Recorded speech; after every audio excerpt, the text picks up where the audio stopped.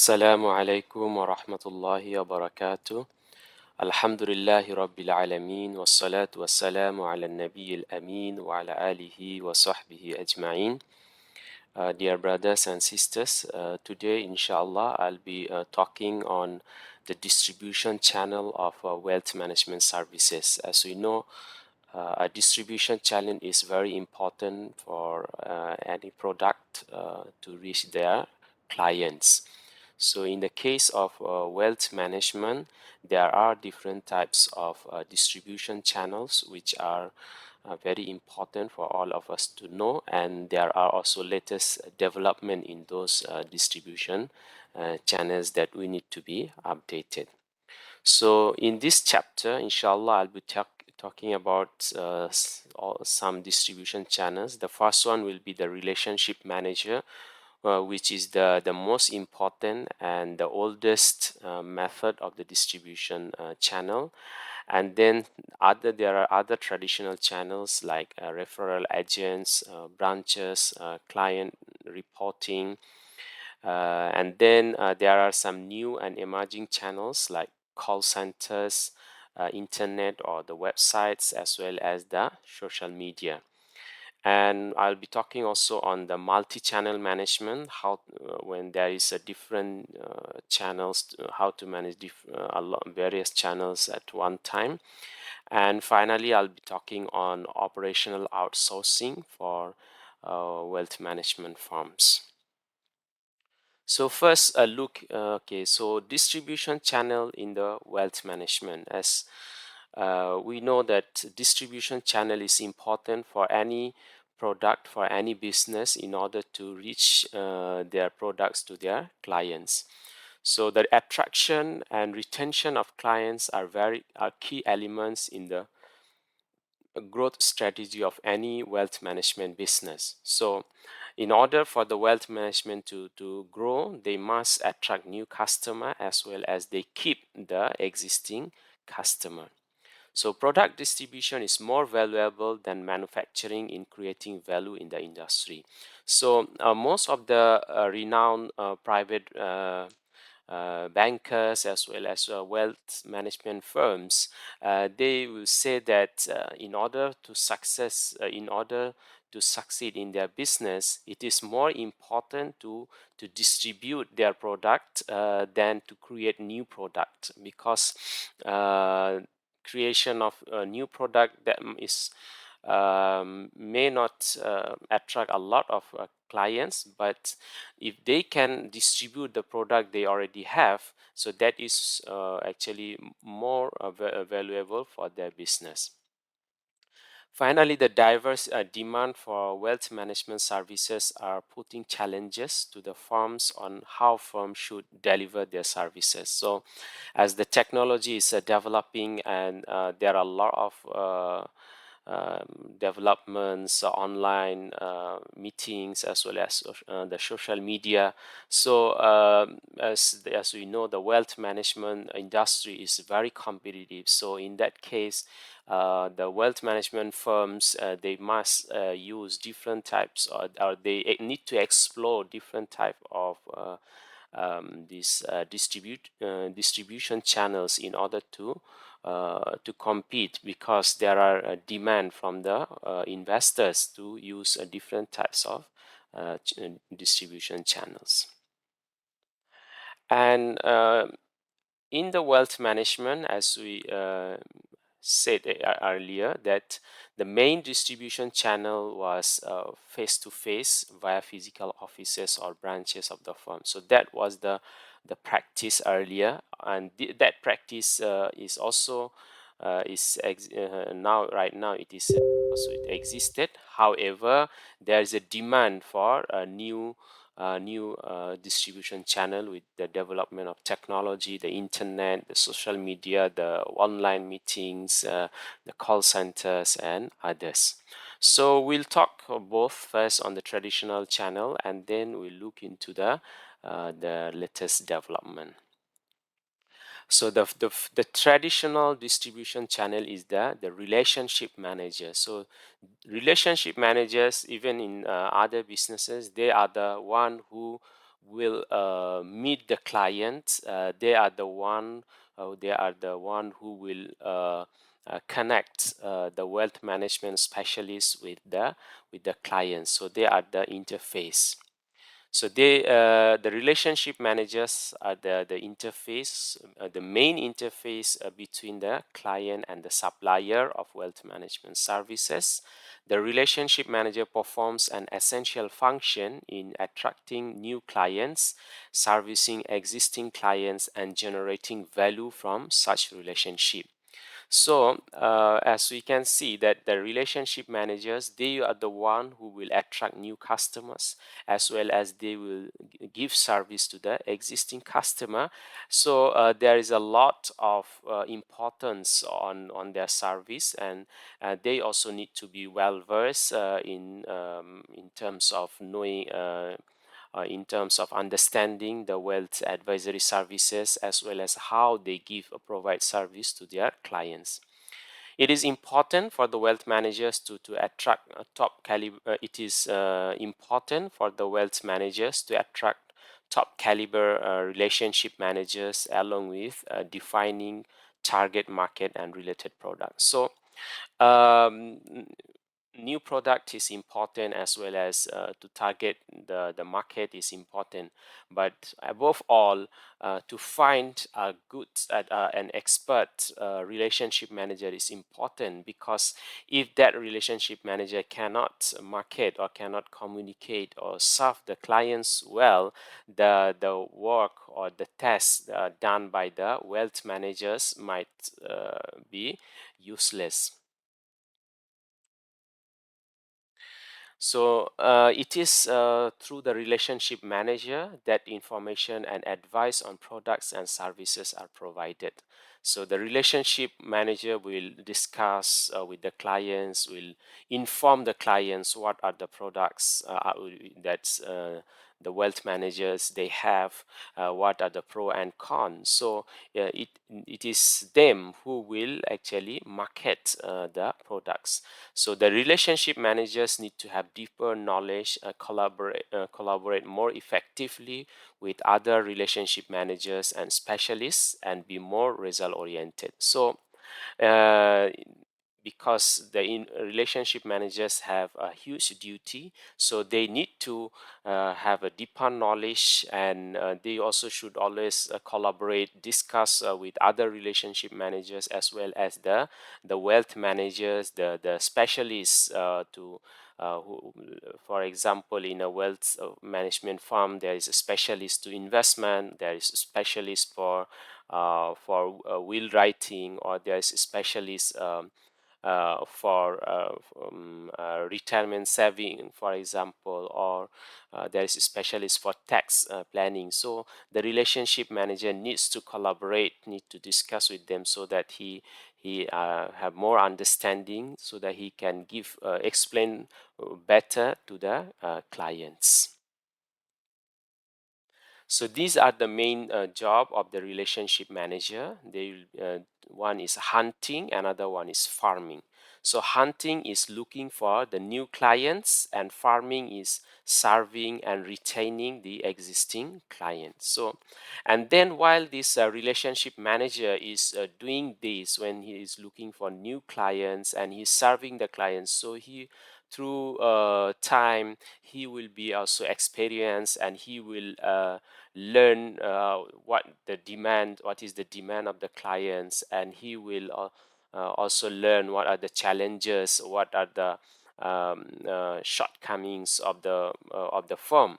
So the relationship manager also can help the wealth managers in order to develop the product, in order to understand the demand of the clients and what are the lackings.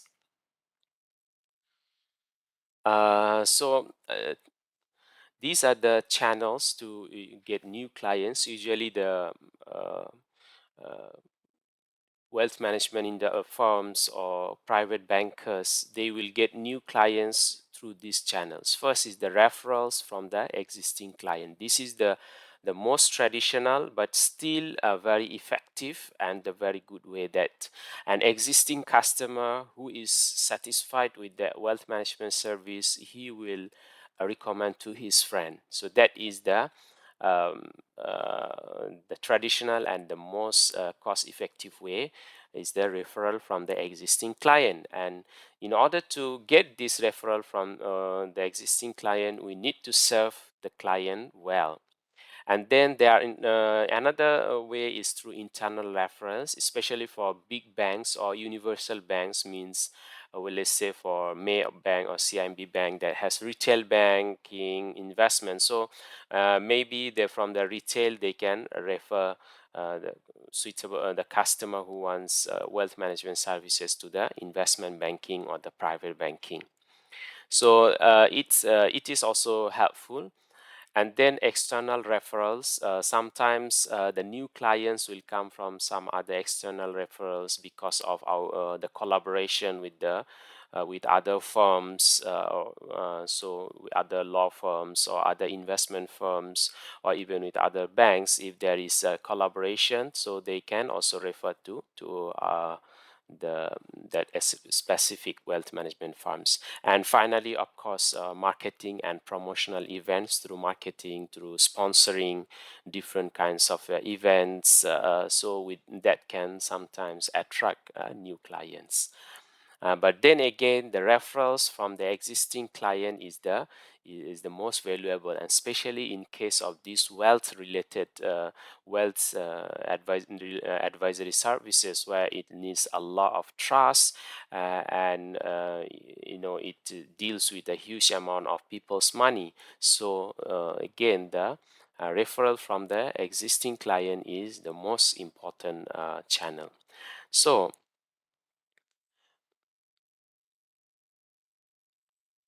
this referral from the existing client uh, generated how by the relationship managers. So how the relationship manager will serve the clients, uh, the clients will find or recommend to more clients. So it actually depends. This referrals from the existing client is mostly depend on the services provided by the relationship manager. And the referrals of, as I said, the referrals from the existing customer is less costly because the firm does not need to spend for advertisement, or does not need to pay to other agency fees and others. So it is less costly. And so the key point is there that excellent client relationship are the key value driver. So if the relationship manager can serve the client well, so the client can will recommend new clients. So how about the organizational structure of the firm, or the wealth management firm, and this includes the relationship manager. So recently, the wealth managers organize and structure their frontline staffs according to their client base. Means that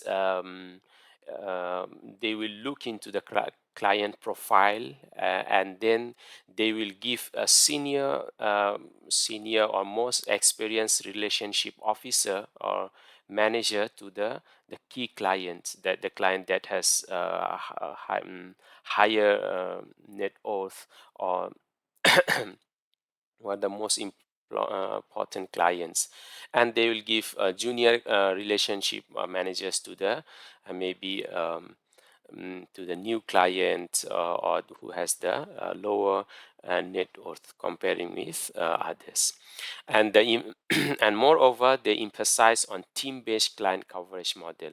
So most of the wealth management firms, they are now focusing towards team-based client coverage, as we know that wealth management covers a lot of things, and it is quite difficult to find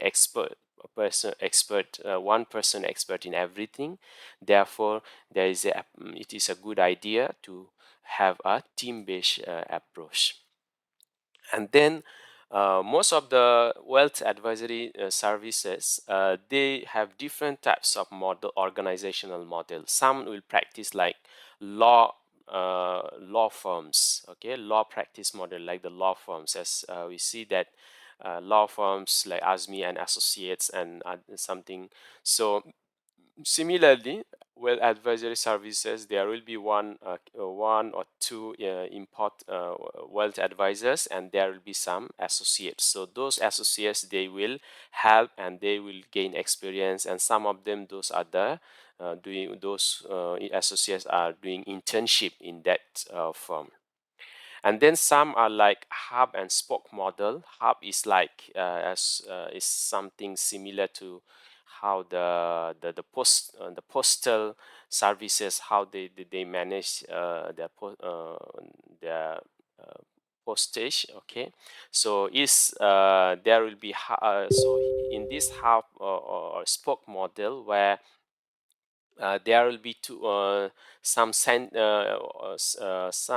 wealth managers who are the centers of this service, but with them there will be some other experts, but they will be called on ad hoc basis. So whenever needed, they will be called. So this is the hub and spoke model.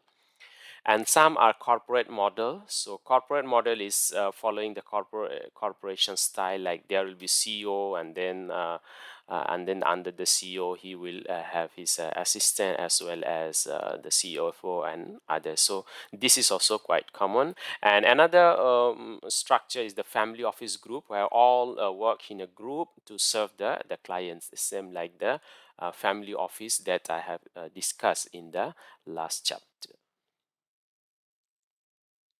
So other than the relationship manager, there are referral agents, branches, and client reporting, which are also traditional, but they are also have some importance as well for the distribution channel.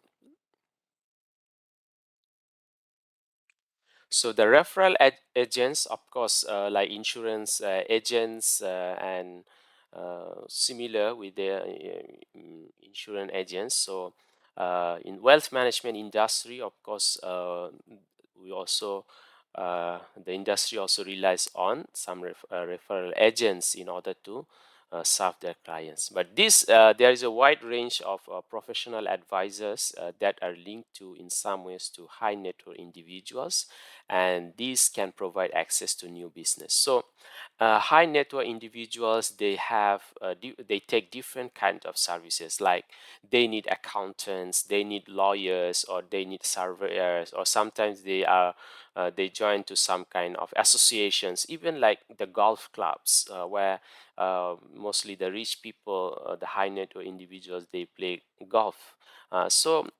These kind of associations, if there is a collaboration with the wealth management firm, so they can refer. Sometimes the accounting firms, they can refer their client to the wealth management services. So this collaboration is quite important for wealth management business. And business-oriented professionals like entrepreneurs, venture capitalists, means those who venture capitalists are who invest at the initially for any new business, and this like for is similar to like private equity. And then even the business entrepreneurs, so they may be related, or they may have connection with the high net worth individuals, and they can refer to their clients to wealth management. Some product specialists like hedge fund advisors, even insurance firms. So if a client approaches an insurance firm, he gets insurance and he asks for advisory services, wealth advisory services. So the insurance firm can refer him to the wealth management firm. So there should be a collaboration with the insurance or takaful companies as well. Similarly, real estate companies and advisors also have relation with high net worth individuals. So these are the firms or institutions. They can be the referral agents for wealth management. So they can refer the clients to wealth management.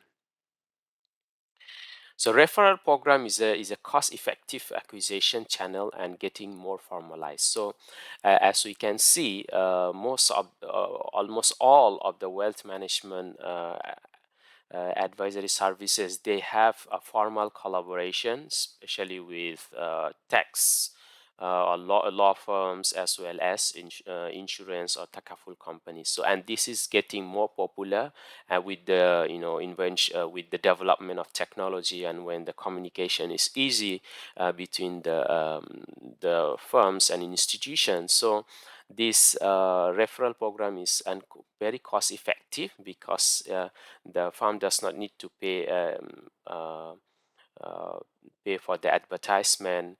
And however, in this case, we need to keep in mind that the referral agents, they are also reputable, and also the wealth management firm also should keep their trust, the reputation. So if we should not give, because the agents also they are the ambassador, or they also if there's ethical issues to the agent, so that also can give a bad image to the wealth management firm. So in order to have a good referral, to create referral agents, we need to make sure that the agent is a reputable. And usually there is a fee for these referral agents. So those companies, if they refer clients, so they also will prefer to have fee. And usually the simple fee, like one time payment, is the most popular one. And of course there will be fee for that, so because those companies or firms, they are also working for the profit. At the same time, there can be also reciprocal or mutual referring as well, that the wealth management firm also refer to, let's say, the law firms, their clients. So that can be also very cost effective. Mm. So that's for the key factors, or in order to be successful in these referrals, to get good referral agents should have distinctive and well communicated value proposition. So there should be a good collaboration and communication with the different types of firms. So the better communication, and also the trust that we have as wealth managers, it will give us good referral agents. And a strong reputation to provide high quality service. So if a wealth management company has a good reputation to provide high quality service, so other the referral agents, like let's say the law firms, they will also feel confident to send their clients, to refer their clients, as well as uh, they also will be willing to send their clients to this wealth to our wealth management services, if we have a very good reputation.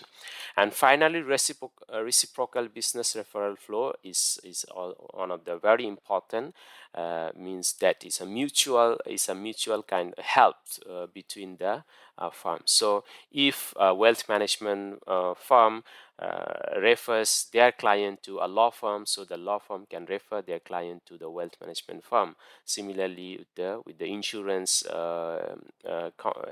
agencies and other firms as well. So these are the three important factors to be successful through referral agents. And then the branches, also one of the very traditional way of distribution channels, that uh, the wealth management advisory services will have different branches throughout the country. So same like the banks and others. However, the branches also now getting less importance because of the development of the technology. However, it is still important to some clients, and there are also new innovations and uh, in the branches, because it's not only providing or the traditional service is a small office. Rather, there is also some creativity in creating new branches for the clients. That I'll give you example afterward. So driven by the relativity, rapid growth in onshore wealth management, many players are developing branch infrastructure. So there are many wealth management firms. There are especially the big firms and the worldwide, the international private bankers. They are developing a lot of branches to develop to serve their customer better. So some wealth management with enough critical mass are developing their own dedicated branch structures, often using innovative formats. So they are developing new branches and they are really innovative to attract the customers. Like I give here one of the example of e-trade center. So this is a branch. They have launched a new in Newark, in 2001. They have launched a new branch. So it is designed to offer clients financial services and educational content in a high-tech, high-touch experience over 300,000 square feet. So it's a 300,000 square feet that provides a lot of facilities with technological supports as well as some kind of entertainments and others. So that uh, attracts the high net worth individuals to feel comfortable and to get the services. So it provides visitors with the ability to execute financial transactions, participate in educational seminars, interact with advisors, browse through financial books, purchase items at the e-trade gift store, and then dine in the Manja Cafe. So all these facilities that are put together. There is cafe, there is gift store, there is books, there are and then the financial advisors are there, so they can even join the seminars. So like how so this is an example of a private banker. E-Trade is a famous one. So how they are creative, they can put different service, entertainments and other services into one in these branches. So even though it is a traditional way, but it is still popular, and still many would like to get this type of services, especially the high net worth individuals.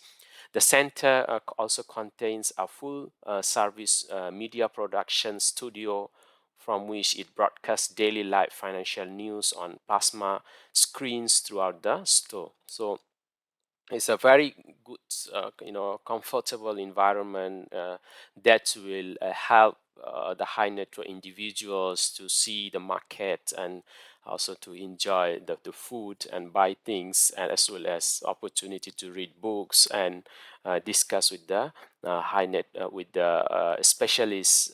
So that is one of the example of a branch to attract more clients and also to give better service to their existing clients.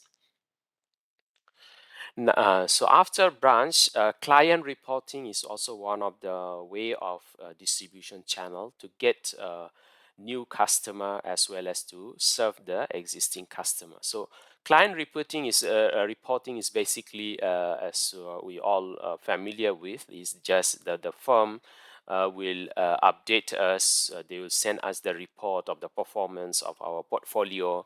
Okay, as an investor. If we open an even if we open an account in an Islamic bank, so they will usually give us a report at the end of the month to give us the performance of our account. So this is actually what the client reporting is. However, this client reporting is also important to retain the customer as well as to get new customer. Why? Because it is the presentation of the results achieved in the form of reports. So client reporting will show when the wealth management firm will send the report to the client. So it will show what the firm has achieved. So that will make the client happy if the performance is good, and then he can refer to his friends. Client reports are usually periodic and can be stored or transmitted in different formats, usually through emails, or some prefer physical delivery. Okay, and it's usually periodic. Also, monthly usually or yearly. Client reports become the basis of showing your firm's worth and your way of providing how great your firm is. So that's the way to make your existing customer happy, to show them what's your performance, and to prove to them that what your firm's worth. And many wealth managers are focusing on improving the quality of their client reporting, tailoring it to clients' more complex needs across the various segments. So different clients have different needs. Some want a summary information, some wants a detailed information, some want online, some want offline. And then some want these types of information about financial news. Some only want to see his own portfolio. So there are different types of customers. They have different demand, and wealth managers, they need to focus more on improving the quality of their client reporting. So that these are the four factors that we need to focus in order to improve the client reporting system. First is the content. So we need to see what are the content that we provide. So it should be very easy, for example, and the information, if it is rich, that's better, and it is easy to read for the client. Or that's why comes the personalization, that we need to customize for different customer. That some client, they are very busy, so they need just the summary, so we just give them the summary. For some clients, they are old enough, they are not familiar with the technology, they need hard copy of reporting, so we need to send them that type of reporting. So we need to customize for different clients in. And then the delivery, so how we deliver it is also important, whether through internet, through the normal postage, or through a portal system. So that is also playing a role, because some again, there are different types of customers have different needs. And finally, the pricing. So so again, in this age of competition, it is better to keep it minimum, or sometimes some uh, firms, they give a free reporting, and then they will charge if the client asks for any extra information or extra report. So that also can be done, but the goal is to make it always cost effective for the client as well as for the wealth managers. So after the client reporting, there are some new and emerging channels. So these are the channels that they are developing lately, and they have been very popular, and especially during the time of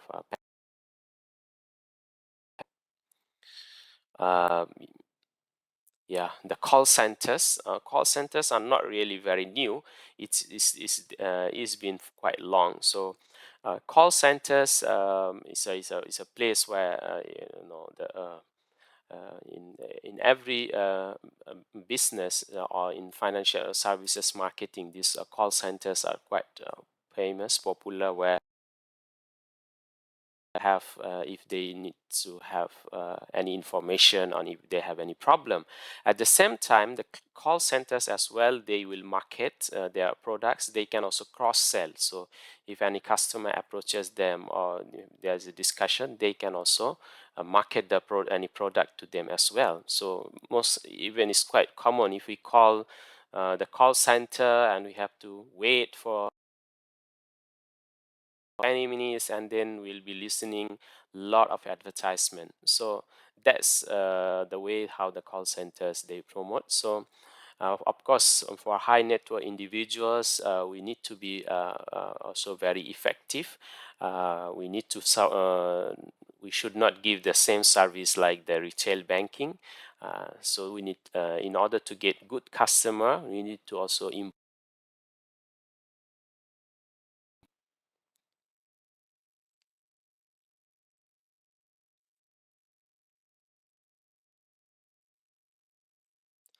So in some countries, like the UK, the call center is quite significant. A significant proportion of wealth managers are using call centers as a communication channel for, well, their clients.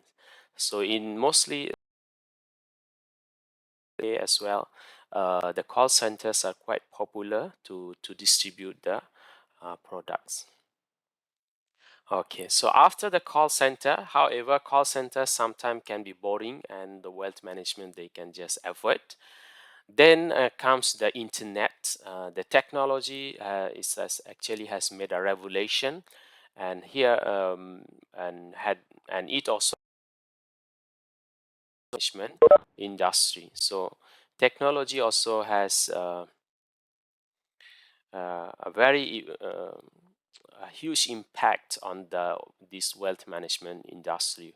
It has contributed to a reduction in terms of costs associated with the management of information. So the collection of paper, storage, processing the information. So all these can be done now online, and the storage of all the data can be done online. So all these are actually helping in terms of collection and processing the data, and created new delivery channels with further opportunities to network with third parties. So with this internet, with the emails as well as the social media, it is very easy for the wealth management firms to communicate with others to deliver their products. And third is accelerated competition and raised transparency, making it easier for clients to compare products and services within and across providers. So with internet, one high net worth individuals, he can sit on the internet and he can look for a few firms just in few minutes. He can go to this website and his website, and so he can compare their different types of products. So it's actually increased the competition in the market. So, however, even though it was expected or in theory that the embrace of new technologies should have enabled wealth managers to develop a multi-channel delivery system where wealth management services can be offered more effectively. So means that with the development of internet, it was hoped initially that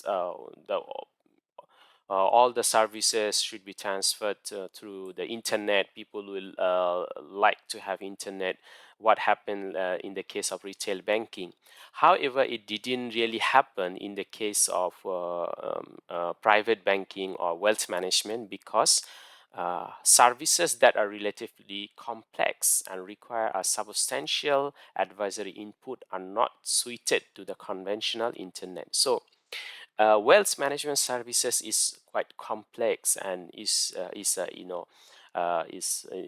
deals with a lot of money, and in order to, and in this face-to-face discussion. So many clients, even though with the development of internet, they not fully rely on internet. They still prefer to have face-to-face discussion with the wealth advisors, and people will love to discuss, and they want very detailed and their queries to be answered, rather than the advisory, the auto advisory services, for example, or robo advisory services, or others.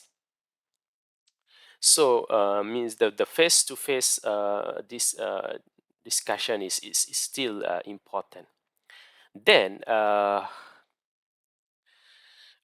so what's the role of internet then? So internet is still useful because most wealth management firms and private banks have websites that provide information relating to their products and services, but very few include information on pricing and past investment performance. So internet is still important in terms of promoting the products and services, at least they know about the company. So high net worth individuals, they will look, usually they will search the internet, they look for the company, their products and services, their people, and then they will opt for, they'll prefer to have a face-to-face service. So internet is important, but so far it's mostly on the products and services, but it doesn't really provide very in-depth service or very extensive services through the internet.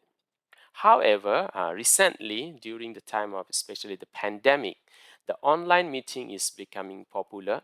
So online meetings are getting popular, especially during the pandemic situation, which allows the following benefits.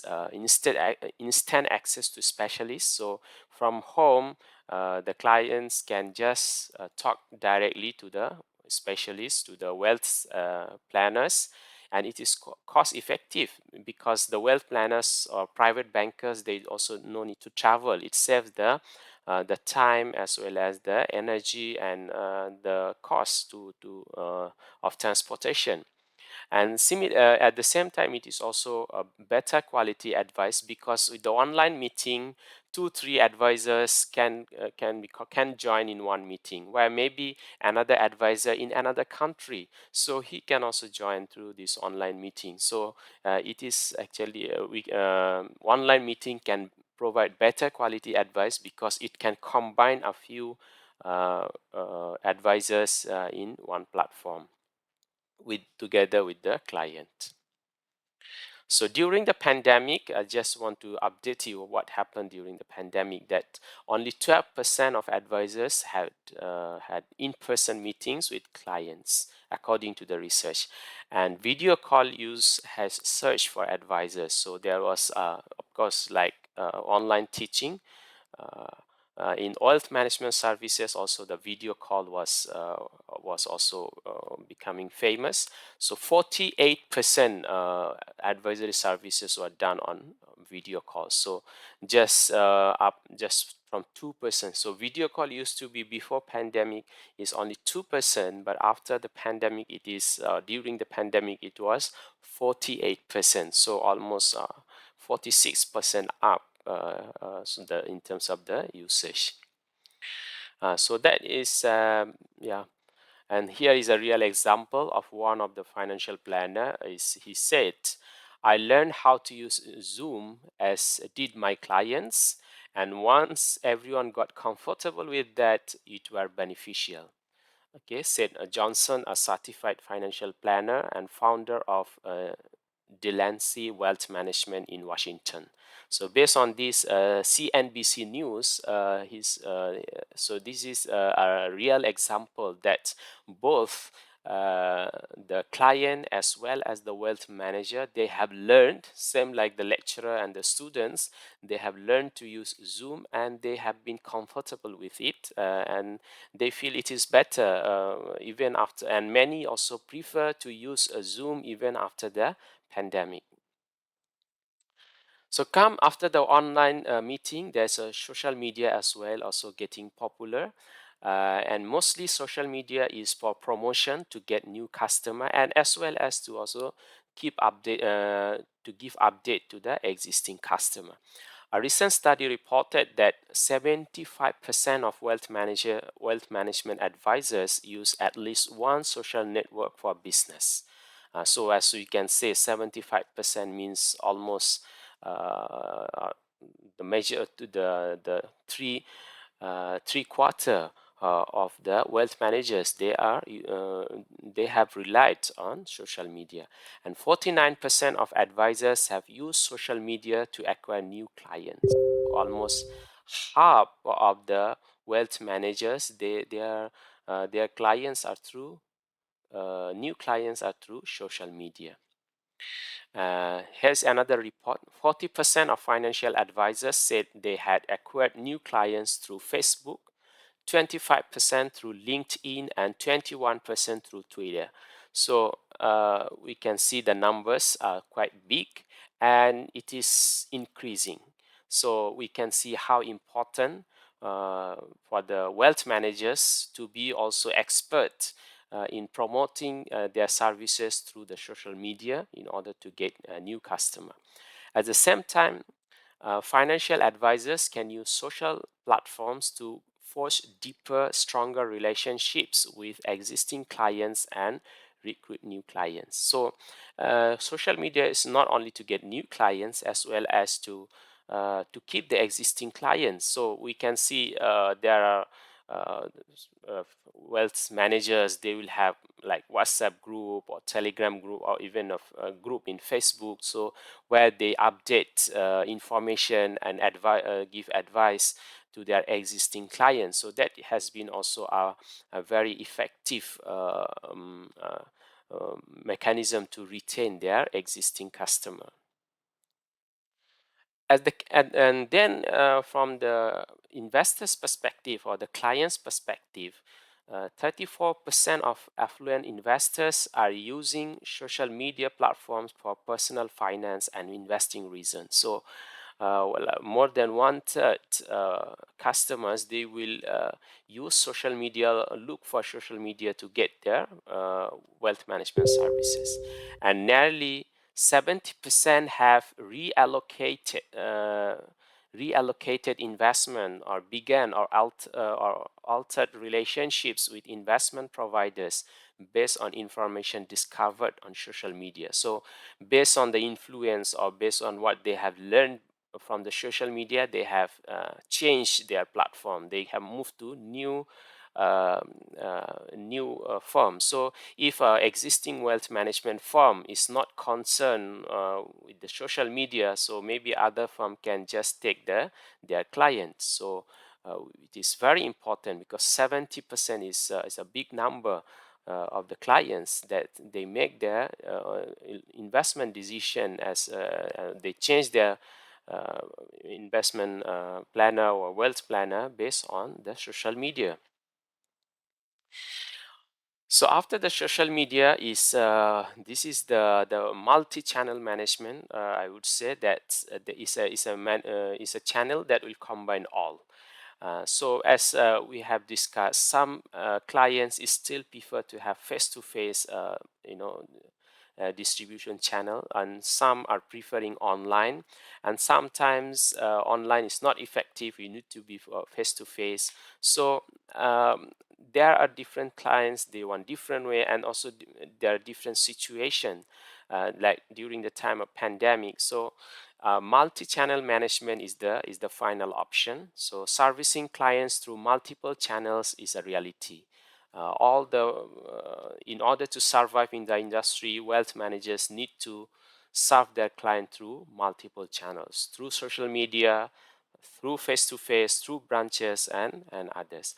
Going forward, wealth managers will need to offer whatever access channel is demanded by their clients, be that face-to-face or remote. In order to survive, they need to provide the multi-channel management as they can.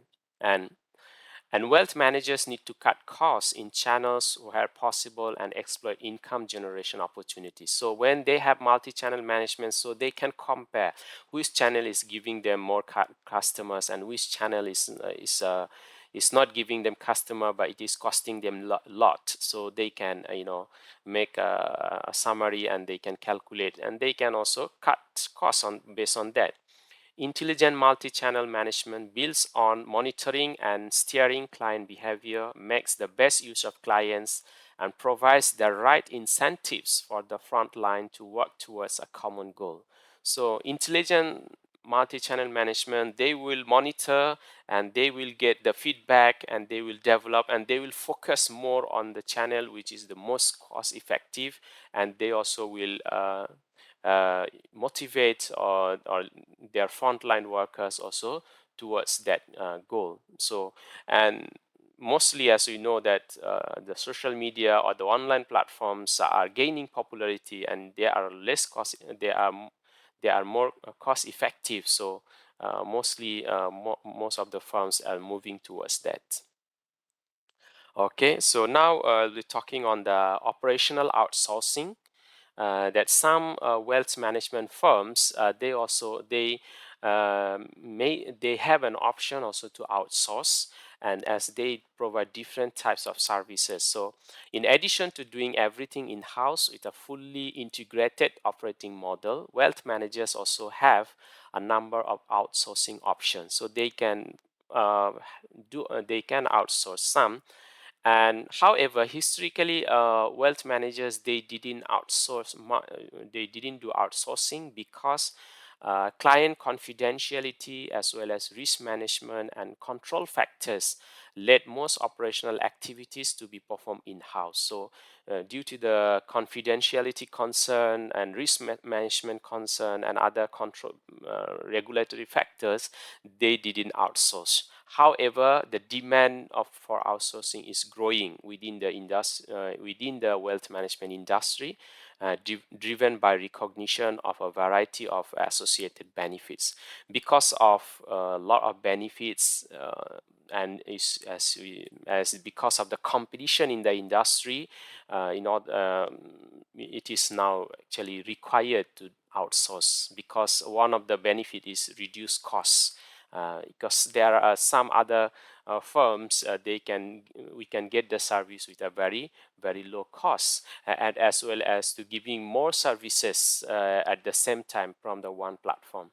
So these are the benefit. However, there are also issues as well. Outsourcing is good if it is a few products, but if the wealth managers, they do a lot of outsourcing, it can also it can be a threat for their sustainability as well. If the sources that if the outsourcing sometimes stops, so the company company can collapse. So it can so too much outsourcing is also a dangerous. It is a threat for their sustainability, and also there's something related to preparedness. In order to outsource, they need to prepare, because they need to share the information, so whether they are ready to share and what type of information needs to be shared. So these are the things need to bear in mind. However, if the outsourcing is a is a reasonable proportion, and if the firm is prepared, so that can be good. And sometimes outsourcing can work as a check and balance to when there are other companies involved, so there will be better transparency in providing the services. So these are some of the examples of some outsourcing functions that wealth managers are doing, like especially the IT operations. So this is a different type of service and function. So big IT companies with less costs. Similarly, with the maintenance and support of those IT related services, maintaining all those softwares, better to outsource. And also migration and development of the projects. So if a firm wants to migrate to use a new technology or new software, so it is better to do outsource. Similar tasks like tax filing or securities processing.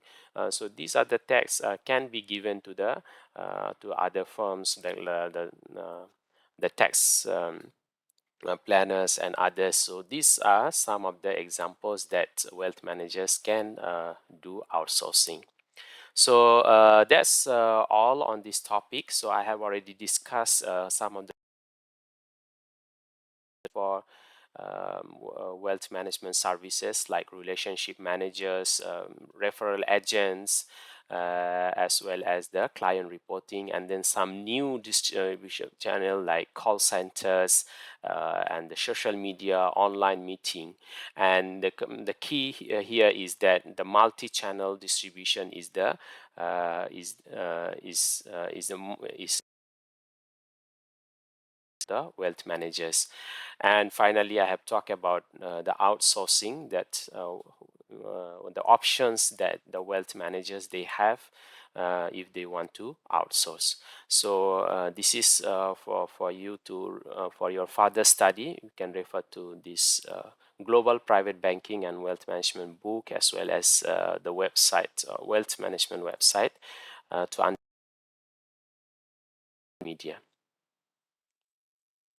So with that, I thank you. Assalamu alaikum wa rahmatullahi wa barakatuh. If you have any question, you can ask me in the comment section, as well as in the respected Telegram group.